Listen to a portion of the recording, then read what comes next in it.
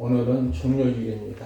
고난주간을 시작하면서 예수님이 예루살렘에 입성하실 때에 사람들이 종려나무 가지를 꺾어서 흔들리면서 환영하죠. 마치 여기 소철 같은 나무입니다. 그 나무가지를 꺾으면서 환영합니다. 예수님이 어린 나귀 새끼를 타고 가시는 모습을 보면서 이해가 안 되는 것이 한두 가지가 아니고, 그러나 깊이 알다 보면은 하나님의 본심, 우리 기독교의 정체성이 무엇인가를 보여주고 있습니다. 먼저 우리 한번 인사합시다. 예수님의 이름으로 사랑합니다. 축복합니다. 자, 사랑합니다. 예수님의 이름으로 사랑하시죠? 네, 또 축복하시고. 그래서 우리가 한 주간 금식도 하고 뭐 이렇게 하지만, 저는 계획을 잡고 미디어 금식, TV 안 보기용도 한 주간만 답답하지만 그러면 좋겠다. 요즘에는 또 스마트폰, 뭐 유튜브도 많이 나오고 여러 가지 많이 나오지만 제 것만 보시고 다른 거는 보지 말고 이렇게 있었으면 좋겠다 하는 생각도 가져옵니다. 요즘에는 젊은 사람들이 스마트폰이 다 있는 거예요. 그래서 뭐 엄지족입니다. 문자 메시지만이라고 정신없고, 그러다 보니까 예배 시간에도 문자를 보는 분들이 상당히 또 있다고 하는 그런 모습이지요. 말씀에 집중하지 못하고 스마트폰에 그냥 얽매여가지고 있다고 하면은, 그런 신앙생활은 바보 같은 신앙생활이에요. 기왕이면 예수 믿을 바에는 우리가 집중해서 믿어야만이 하나님의 은총의 사건, 은혜의 사건이 임하는 줄 믿습니다. 예수님이 예루살렘에 입성하실 때에 세 가지 성격으로 입성하시지요. 첫 번째는 제사장으로 우리의 죄값을 치르기 위해서 친히 십자가를 지시러 가시는 거예요. 두 번째는 선지자적인 성격으로 예루살렘에 입성하시고 예루살렘 성전에서 그만 장사꾼들이 판을 치는 거예요. 그 장사꾼들은 또 제사장으로부터 뭔가 특혜를 받아가지고 하는 사람들이고, 뒤에서 돈을 친다는 사람이 역시 종교 권력자, 타락한 종교 지도자예요. 예수님이 너무나 그걸 아시기에 돈 받고는 상을 뒤엎고 짐승도 쫓아내버리고 비둘기는 갖다 주고 성전을 청결하는 내용이 나옵니다. 이건 선지자적인 성격이지요. 그 다음에는 오늘 예수님이 입성하실 때는 왕으로의 입성하시지요. 그런데 이상한 것은 왕으로 입성하실 때에 일반적인 입장과는 도무지 이해가 안 되는 모습으로 어린 나귀 새끼를 타시고 입성하십니다. 혹시 여러분 나귀 보신 적 있어요? 대답해 보세요. 그림에서 봤어요. 그림에서, 아니 그림의 떡이지요. 그래서 나귀는 보기가 좀 우리나라 어렵습니다. 동물원 가면 볼 수가 있어요. 근데 당나귀가 나지 않나요? 당나귀하고 나귀하고 조금 달라요. 당나귀는 좀 크고 나귀는 더 작고. 그러니까 나귀, 어른 나귀도 아닌데 새끼 나귀를 예수님이 타시고 입성하신 거예요. 예를 들면 만왕의 왕 되시고 만유의 주가 되시는데, 세상에서도 왕이 행차하시고 왕이 입성하신다면 대로로 가는 거죠. 그리고 백마를 타고 가시는 거예요. 그런 모습인데 왜 예수님은 하필이면 이해가 안 되는 어른 나귀도 아니고 새끼 나귀를 타고 가셨을까 하는 모습을 보는 거예요. 그 말씀이 요한복음 12장 12절, 13절, 14절까지 있는데, 우리 김영신 원사님 한번 읽어주시면 고맙겠습니다. 그 이튿날에는 명절에 온 큰 무리가 예수께서 예루살렘으로 오신다는 것을 듣고 종려나무 가지를 가지고 맞으려 나가 외치되 호산나 찬송하리로다. 주의 이름으로 오시는 이 곧 이스라엘의 왕이시여 하더라. 예수는 한 어린 나귀를 보고 타시니 이는 기록된 바 시온 따라 두려워하지 말라. 보라 너의 왕이 나귀 새끼를 타고 오신다 함과 같더라. 아멘. 이 말씀은 예수님이 입성하시는 내용에서 어린 나귀 새끼라는 말을 두 번이나 중복적으로 사용하는 것은 틀림없다는 강조점입니다. 우리가 볼 때 정말로 어울리지 않는, 벽에 맞지 않는 그런 모습을 갖게 되는 거예요. 우리 입장에서도 이해가 안 되지만 여기에는 무엇보다도 하나님의 깊은 뜻이 담아 있습니다. 하나님의 깊고 깊은 뜻이 담아 있는 거예요. 우리는 먼저 예수님 입성하실 때 거쳤던 새 지역을 생각해 보면 하나님의 본 뜻을 어느 정도 파악이 됩니다. 첫 번째는 1절 말씀 볼까요? 그들이 예루살렘 가까이 가서 감람산 백박에 이르렀을 때 예수께서 두 제자를 보내시며 이렇게 나오죠. 여기 보니까 먼저는 감람산이 나옵니다. 이 감람산은 평소에 예수님이 기도를 많이 하신 장소예요. 특히 예수님이 십자가를 지시기 전에 이곳에 가셔서 밤새도록 기도하시는데 그 기도가 얼마나 치열했던지 예수님이 땀을 흘리시는데 의사 출신 누가가 볼 때에 핏방울같이 보였더라 그랬습니다. 기도의 내용은 뭘까요? 예수님은 얼굴을 땅에 대시고 엎드려 기도하여 이르시되 내 아버지여 만일 할만하시거든 내가 이 잔을 내게서 지나가게 하옵소서. 그러나 나의 원대로 마옵시고 아버지의 원대로 하옵소서. 나의 원대로 마옵시고 아버지 원대로 하옵소서. 처음에는 할 수만 있으면 이 쓴 잔을 물러나게 하옵소서. 그러나 예수님이 땀이 철철 흐르는데 핏방울같이 기도의 내용이 바꾸어지는 거예요. 아버지 뜻에 순종하는 거예요. 치열한 기도의 모습을 보는 겁니다. 그 다음에 이 감람산은 예수님이 부활에 승천하신 장소예요. 그런 면에서 예수님은 십자가와 부활을 통해서 우리를 구원하시는 것을 보여주는 구원주로 오신 것을 나타내고 있는 모습이지요. 그 다음에는 백박입니다. 1절에 나오죠. 뜻은 설익은 무화과 집. 그래서 이곳은 끼니를 제대로 챙길 수 없는 가난한 이웃들이 사는 지역이며 그래서 설익은 덜 익은 무화과를 먹고 살아가는 것입니다. 공고한 인생들이 살아가는 낙후된 지역이에요. 이같이 사회적인 취약계층을 예수님은 먼저 구원하시요. 여러분 호산나 이 말이 뭘까요? 혹시 아시는 분? 호산나 다윗의 자손이요. 그 다음에 나오는 답이 나오죠. 우리를 구원하소서. 바로 예수님은 구원주로 오신 거예요.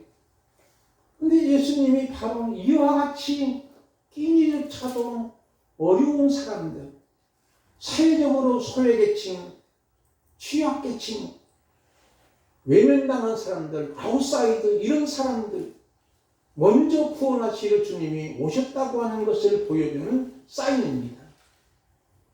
그 다음에는 베다니 마을인데 누가복음 19장 29절부터 38절까지 있는데 여기에서 32절까지만 우리 천추자 권사님만 읽어주실까요? 감람원이라 불리는 산속에 있는 베가에와 베다니에 가까이 가셨을 때에 제자 중 둘을 보내시며 이르시되 너희는 맞은편 마을로 가라. 그리로 들어가면 아직 아무도 타보지 않은 나귀 새끼가 매여 있을 것을 보리니 풀고 오라. 만일 누가 너에게 어찌하여 푸느냐 묻거든 말하기를 주가 쓰시겠다 하라 하시매 보내심을 받은 자들이 가서 그 말씀하신 대로 만난지라. 아멘. 여기 보면 베다니 마을이 나오죠. 예루살렘에서 약 2.5km 정도. 그렇게 먼 거리가 아니잖아요. 근데 거기는 나환자들이 격리돼 사는 곳이에요. 그래서 비참하게 짝이 없는 사람들의 공동체예요. 그러면 우리는 여기서 어느 정도 예수님이 이 세 지역을 거친 이유를 파악하게 됩니다. 소외된 이유, 어려운 이유, 힘든 사람, 병든 영혼, 격리된 사람들, 이 사람들을 먼저 구원하시려는 하나님의 마음이 담겨져 있습니다. 여기서 왕으로 입성하신 예수님의 이 길을 통과하신 이유가 바로 분명하지요. 옛날에 왕들은 노정은 대로입니다. 그러나 예수님은 의도적으로 입성하실 때 이 지역을 통과하신 이유가 십자가로 인해서 사회적 취약계층 정말로 비참하고 소외된 자들을 구원하시려고 예루살렘에 입성하신 거예요. 이렇게 하나님의 나라는 아주 보잘것없는 상황에서 시작되었지만 그 나라와 권세와 영광은 무궁함을 보여주는 것이에요. 저자씨 아주 시 중에 가장 작은 시입니다. 우리가 입김으로 코 부르면 날아가요. 근데 그것이 땅에 떨어져 싹이 나고 이제는 자라게 되면 나중에는 큰 나무가 이루어서 새들이 와서 깃들어 거기서 새들이 노래를 하는 거예요. 그뿐만 아니라 나무가 크니까 열대지방에서는 바로 그늘막이 돼가지고 사람들의 쉼터와 안식을 줄 수 있는 아주 좋은 장소로의 변화가 되는 거예요. 그와 마찬가지입니다. 오늘 우리에게도 작은 것이지만 보잘것없는 것이지만 정말로 소외된 사람이지만 하나님이 나를 사용하신다면 하나님이 나를 쓰신다면은 이와 같이 저 자식처럼 큰 나무로 쓰실 줄 믿습니다. 우리는 비록 연약합니다. 가진 것도 없고 부자인 것도 없고 권세 있는 것도 아니고 명예 있는 것도 아니고 똑똑한 것도 아니고 잘난 것도 없는 것이고 그렇지만 하나님이 우리와 함께 하시면 비록 내 자신이 겨자씨와 같이 작은 자일지라도 보잘것없는 자일지라도 하나님이 내 편 되시면 하나님의 큰 나라의 일꾼으로 사용되는 줄 믿습니다.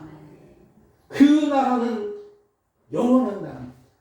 세상 나라 아무리 막강할지라도 결국은 쇠퇴하고 망하는 거예요. 러시아가 저렇게 세계에서 가장 큰 땅덩어리를 자랑하고 있고 군사 대국 제2대국이라고 하지만 결국은 하나님이 치시면 아무것도 아니에요. 하나님과 대적하는 것은 뭘까요? 바위로 손을 치는 격일까요? 손이 바위를 치는 격일까요? 자기 주먹으로 바위가 미흡당해서 때리면 지 주먹만 아프고 지 주먹이 깨지지. 피가 나고. 그거 마찬가지예요. 하나님은 대적할 수 없는 거예요. 우리 주님이 이 땅에 오신 목적은 마가복음 10장 45절에 보니까 나옵니다. 우리 허욱자 권사님 한번 읽어주실까요? 인자가 온 것은 승김을 받으려 함이 아니라 도리어 승기려 하고 자기 목숨을 많은 사람의 대성물로 주려 함이니라. 아멘. 세상 사람들은 섬기려고만 하잖아요. 참 섬김을 받으려고.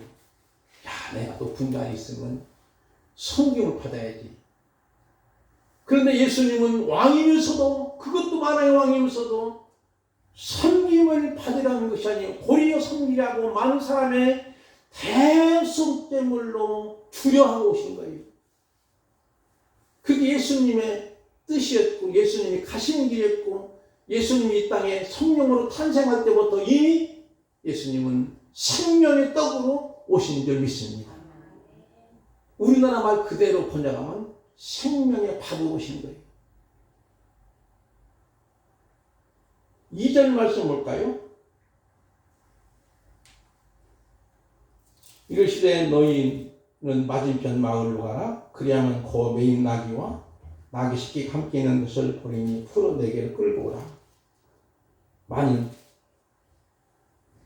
누가 무슨 말을 하거든 주가 쓰시겠다라. 그리하면 즉시 보내리라. 그리고 나서 이제 쭉 내려가서 보니까 이제 예수님이 어린 나귀 새끼를 끌고 왔을 때 7절 보니까 이제 거기에 제자들이 사람들이 겉옷을 깔고 예수님 그에 타십니다. 이 모습을 우리가 보면서 5절 말씀까지 보면서 이제 스가랴 9장 9절의 말씀이 쭉 나오는데 이 말씀이 필요하니까 우리 김양선 장로님께서 한번 읽어주실까요?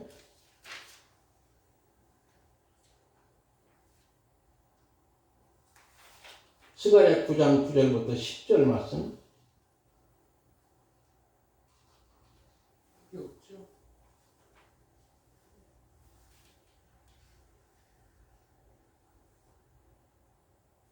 시온에 따라 크게 기뻐할지어다. 예루살렘에 따라 즐거이 부를지어다. 보라 내 왕이 내게 임하시나니 그는 긍휼하시며 꿀을 베푸시며 겸손하여서 나귀를 타시나니 나귀의 작은 것 곧 나귀 새끼니라.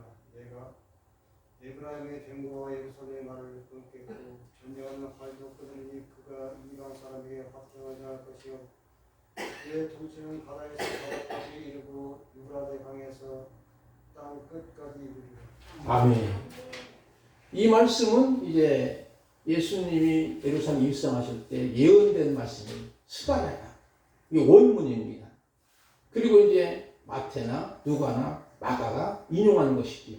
요한복음까지도 그 인용마다 조금씩 이제 달라지는 모습이 있는데 본 뜻은 하나도 안 다르지. 원문이 바로 스가랴 9장 9절부터 10절에 있는 말씀을 우리는 보는 거죠. 여기서도 역시 예수님이 나귀 새끼를 타신 거예요. 그리고 예수님이 이 땅에 오신 목적은 예수님은 평화를 위해서 온 거예요. 예루살렘의 병거, 예루살렘 말을 끊겠다, 전쟁을 끊겠다는 거지. 그래서 전쟁하는 활도 끊으니 그가 이방에 화평을 전할 것이요 통치는 바다에서 바다까지 이르고 유브라 강에서 땅끝까지 이르리라 이렇게 말씀하는 거예요. 그러면서 우리는 여기서 마태는 수백 년 전 스가랴 선지자를 통해서 예언된 말씀의 성취됨을 말씀하는데 그러므로 우리가 스가랴 시대로 시간 여행을 가게 됩니다. 스가랴가 활동하던 시대에 유다는 어떤 나라인가요? 아주 볼품없는 작은 나라예요. 그런 나라에 지금 스가랴 선지자를 통해서 메시지 바로 이 축복의 말씀을 주시는 거예요. 근데 그 주변에 있는 나라들은 모두 그 강대국입니다. 그 강대국들은 사드락, 다메섹, 두로와 시돈, 특히 두로와 시돈은 얼마나 부자였는지 항구 도시가 있어서 심지어는 배가 수표를 누르고 다니는 정도로 부자였답니다. 그 다음에 아스글론 등 이렇게 열강들이 이스라엘을 뺑 둘러 있어요. 강대국들이 마음만 먹으면 함나갈 수 있는 나라입니다. 이들의 먹잇감이나 마찬가지. 그런데 이렇게 스가랴 선지자가 9장 9절부터 10절의 말씀을 주시는 거예요. 기대가 많다는 거죠. 기대를 하는 거죠. 동서남북의 열강들이 에워싸고 있는데 이렇게 말씀하셨으면 적어도 막강한 군사력 전술이 있어야 되는데 겨우 메시아께서 어린 나귀 새끼를 타시고 입성하시니 도무지 일반적으로 이해가 안 되는 거예요. 여러분 같으면 이해가 되나요? 우리는 아까 말씀드린 것처럼 우리 기독교 핵심 진리와 그 가치가 여기에 담겨져 있게 됩니다. 기독교는 바로 세상적인 가치나 잣대로는 조롱을 당할 수도 있어요. 그렇게 불품없는 예수님, 전쟁의 능력도 없고 삼순천은 힘도 센 것도 아니고 그렇다. 그러나 우리에게 보여주신 메시아는 바로 십자가의 능력이 모든 것을 이긴다고 하는 것을 보여주는 거예요. 고린도전서 1장 18절 말씀을 우리 김학성 원사님 읽어주실까요? 짧은 거니까 한번 읽어주시면 되겠습니다. 잘 안 보여요? 우리 호흡자 원사 읽어주실까요? 십자가의 도가 멸망한 자들에게는 미련한 것이요 구원을 받는 우리에게는 하나님의 능력이다. 아멘. 십자가의 도가 멸망하는 자들에게는 바보처럼 어리석게 보이는 거예요. 아니, 저 십자가, 저주 십자가, 나무 십자가를 왜 줘? 저렇게 고통스럽게. 무엇 때문에? 예수님은 하나님의 아들이고 하나님이신데 얼마든지 내려올 수 있잖아요. 그게 바로 세상 사람들이 조롱하고 희롱하고 멸시하고 예수님을 침뱉는 모습이에요. 어쩌면 우리가 때로는 바르게 신앙생활 하다 보면 세상으로부터 왕따를 받을 수 있는 거예요. 노아가 120년 동안 산 중턱에서 배를 만들 때 얼마나 사람들이 노아 할아버지에게 이 바보 같은 노인네야 세상에 무슨 비가 와. 배를 만들려면 바닷가나 강가에 만들지 산에서 배를 만들다니 완전 돌았구만. 얼마나 사람들이 조롱하고 멸시하고 그랬을까요? 그래도 그는 아니야. 반드시 하나님의 심판이 있어. 오늘날로 말하면 예수 믿고 첩당 가고 안 믿으면 지옥 간다는 거예요. 그러나 사람들은 손가락질하는 거예요. 그러나 약속대로 배가 완성되자마자 홍수의 심판이 있는 모습을 보는 거예요. 오늘 우리에게 어떤 면에서 내가 예수님을 따라가고 예수를 믿는 것은 세상적인 화려함과 유대함과 탁월함과 비용과 그것을 추구하는 것이 아니고 세상 어떤 권력과 명예와 이걸 추구하는 것이 아니고 오직 주님이 나의 십자가의 죽으심을 통해서 내 죄가 완전히 씻어지게 되고 도말해지게 되고 용서되는 것을 믿는 믿음 때문에 무엇보다도 나는 하나님의 자녀가 됩니다. 천국 백성이 된 거예요. 우리 모두가 하나님 나라의 시민권을 가진 줄 믿습니다. 그 하나님 나라는 영원한 나라예요. 무궁한 나라예요. 멸망하지 않는 나라예요. 그 나라의 생명책에 저와 여러분의 이름이 기록된 줄 믿습니다. 그리고 우리는 할렐루야. 하나님을 찬양합시다. 하나님을 찬양합시다 하는 거예요. 6절과 9절까지 보면 예수님이 입성하실 때 제자들은 나귀 새끼 등에 창대에 겉옷을 얹으며 예수께서 그의 타심을 환영하는 분들이 종려나무 가지를 길게 펴고 앞에서 가고 뒤에서 다른 우리들이 소리내 비교되 호산나 우리를 구원하소서 다윗의 자손을 찬송하려 합니다. 이 모습도 그림이 볼품이었어요. 퍼포먼스도. 왜냐면요, 아까 말씀드린 예수님 그 당시에 빌라도 로마 총독이었지요. 총독이 예루살렘에 그가 임명받다가 입성했던 로마 군인들을 소집해가지고 싹 도열시키고 병거들을 줄을 세우고 가이사 왕제의 형상 큰 군기를 들고 예루살렘 입성할 때 의리의리하게 입성한 거예요. 대조를 이룹니다.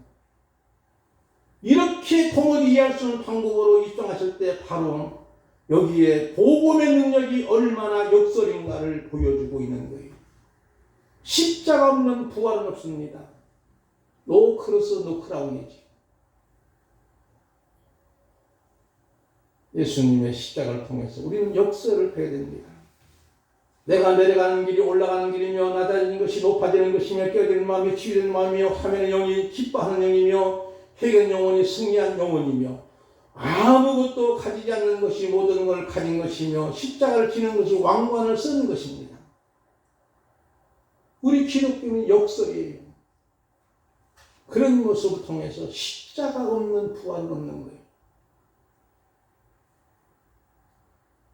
이와 같이 하나님의 교회는 에르트가 많으면 참 좋은 것으로 생각하지요. 멋지게 옷을 잘 입고 명품 옷 갈아입고 아무개 여사님처럼 수백 벌의 명품 옷을 입어야만이 훌륭한 사람일까요? 비록 단벌만 입을지라도. 저도 죄송하지만 주일날만 이건 입잖아요. 어떻게 보면 단벌이잖아요. 단벌 신사예요. 화려한 옷을 입고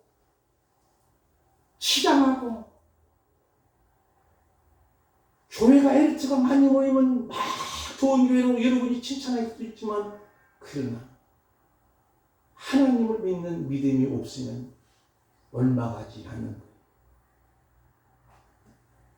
여러분 생각합시다. 정치적인 얘기를 죄송하지만 우리나라의 장로님 두 분이 지존의 자리, 대통령 자리에 앉으셨을 수가 있어요. 그 두 분이 대형교회 장로님이셨어요. 야, 교회에서는 뭐 환영했지요. 뭐 정말 이제는 우리 한국교회가 막 부흥의 불길이 붙을 게라고. 여러분, 그런데 거꾸로 간 거예요. 왜 그랬을까요? 이 모습은 잘못된 거예요. 교회가 엘리트 중심으로, 어떤 교회는 박사들만 모이라고 교회 이름도 박사교회가 있어요. 그런 모습은 아닙니다. 교회는 아까 말씀드린 것처럼 정말로 소외된 이웃들, 사회적인 취약계층들, 그런 분들이 있을지라도 하나님이 그 속에 믿음의 씨앗을 부어주시고 하나님의 힘으로 함께 해주시면 하나님이 앞서가시고 하나님의 뒤를 따라가고 내가 또 하나님 앞에 가게 되면 하나님이 착하도록 인도해 주시는 줄 믿습니다. 고린도전서 1장 26절부터 쭉 보면은, 우리 죄송하지만 김영규 장로님 읽어주시면 될까요? 고린도전서 1장 26절, 27절, 28절, 29절까지 뒷모습에 인쇄물이 있습니다. 네, 그러면 우리 한번 교독할까요? 보신 분들은. 형제들아, 너희를 부르심을 보라. 육체를 따라 지혜로운 자가 많지 아니하며 능한 자가 많지 아니하며 눈권 좋은 자가 많지 아니하도다. 그러나 하나님께서 세상의 영광을 택하사 지혜 있는 자들을 부끄럽게 하려 하시고 세상의 약한 것들을 택하사 강한 것들을 부끄럽게 하려 하시며 하나님께서 세상에 천한 것들과 멸시받는 것들과 없는 것들을 택하사 있는 것들을 폐하려 하시나니, 아무 육체도 하나님 앞에서 자랑하지 못하게 하려 하시니라. 이 말씀 한마디로 말하면 역설이라는 거예요. 우리가 비록 지혜가 많지 않아요. 능한 것도 없는 거예요. 문벌 좋은 것도 없는 거예요. 그러나 하나님은 미련한 자를 택해서 지혜는 부끄럽게 하시고, 세상에 약한 걸 택하자 강한 자를 부끄럽게 하시고, 세상에 천하고 멸시받는 없는 것들을 택하자 있는 것들을 폐하려 하신다. 여러분, 오늘 우리에게 만져주는 말씀이 아닌가 싶습니다. 다윗의 경우를 봅시다. 어린 소년 다윗이 장수 중에 장수인 골리앗과 싸움에서 무기는 단순히 물매와 물맷돌 5개로만 대승한 모습이에요. 갑옷을 입었지만 갑옷이 끌리는 거예요. 사울이 입혀본 거예요. 왕이. 갑옷을 벗어버리고 평상시 입었던 옷을 가지고 다윗이 좋아하던 숫자가 5인 것 같아요. 물맷돌 5개를 주머니에 집어넣고 세례총처럼 세례하는 느리게라고 볼 수 있을 정도로 그 당시는 가죽에다가 돌을 이렇게 빙빙 돌려가지고 던지면 돌이 세게 나가거든요. 그게 물매예요. 그걸 가지고 전쟁터에 나가니까 얼마나 골리앗이 그때 무슨 거예요. 저 꼬마 녀석이 나하고 싸우러 왔어. 아이고 저거 죽이기도 아깝고 말이에요. 참 큰일 났네. 속으로 생각했을 거예요. 얼마나 우습겠어요. 야, 그때 다윗이 뭐라고 했냐면요, 블레셋 사람 골리앗에게 너는 칼과 창과 탄창으로 내게 나오거니와 나는 만군의 여호와 이름 곧 내게 모욕하는 하나님의 나라 이스라엘 군대 하나님의 이름으로 내게 간다고 합니다. 여러분, 우리가 가는 길은요, 하나님 앞에서 가는 길 믿습니다. 오늘도 여러분이 하나님 앞에 있는 거예요. 신전의식이에요. 하나님 앞에 없는 사람은요, 신앙생활을 갖다가 편하면 하고 편하지 않으면 안 해요. 좋을 때는 하고 좋지 않을 때는 않는 거예요. 왜? 하나님이 믿거나 말거나요, 그분들은. 만약에 여러분이 전능하신 하나님이 불꽃 같은 눈동자로 지금 똑똑히 보고 계시다면 어떻게 될까요? 벌벌 떨 수밖에 없잖아요. 그런데 우리 하나님은 공의 하나님이시면서도 사랑의 하나님. 그렇게 늘 하나님 앞에 살아간다면요, 언제든지 어떤 상황에서도 예배가 얼마나 소중한지를 압니다. 코 선생이 무서워서 예배를 드리지 못하는 것은요, 잘못된 거예요. 아무리 생각해도 잘못된 거예요. 여러분, 우리 한국교회가 그동안 2년 이상 동안에 코 선생을 통해서 많이 고통을 당하고 비대면과 대면 예배 같이 드리면서 이제는 어느 정도 정점이 지났다고 합니다. 이번 주부터는 어떻게 되냐면 이제 방역을 완화하는 거예요. 대부분 여러분이요, 체온도 안 됩니다. 지금 우리 교회는 재는데 다음 주부터 앉아도 될 것 같아요. 근데 쉽게 말하면 물론 뭐 완전히 풀어진 건 아니지만 그래도 국가에서 그동안 진짜 방역보다는 정치적인 방역을 많이 했다고 사람들이 시인하고 있어요. 교회가 많이 박해당했어요. 핍박을 당했어요. 또 그걸 핑계대고 짝짝꿍 해가지고 무슨 이럴 때는 말이야, 예배가 무슨 필요해. 그냥 편하게 앉아서 TV나 보면 되겠지. TV에서도 얼마든지 좋은 목사님 설교가 나오는데 여러분 얼마나 잘못된 생각인지 몰라요. 정말 하나님 앞에 나와 무릎을 꿇고 예배하는 그 모습은 하나님을 내가 직접 보는 것처럼 보아야 되는 거예요. 하나님 앞에 살아가는 거예요. 그게 바로 다윗의 마음이에요. 그래서 다윗은 비록 어린 소년에게 살아계신 하나님을 믿었기에 어린 소년 키도 작고 옷도 꺾이고 무기도 아닌 것까지 와서 골리앗과 싸운다고 하는 것은 전능하신 하나님을 믿은 줄 믿습니다. 전능하신 하나님을 믿었기에 그는 그 물맷돌을 던짐을 통해서 하나님이 함께 하시니 그의 이마에 돌이 박히는 거예요. 우리 하나님은 전능하십니다. 우리 하나님은 모든 것을 다스립니다. 그래서 위로 올라가면 3절에 보니까 이런 말씀이 나오거든요. 만일 누가 무슨 말을 하거든 주가 쓰시겠다 하라. 그리하면 즉시 보낸다. 여기 즉시 보낸다는 말은 돌려보낸다 하는 말이죠. 훅노트를 보니까.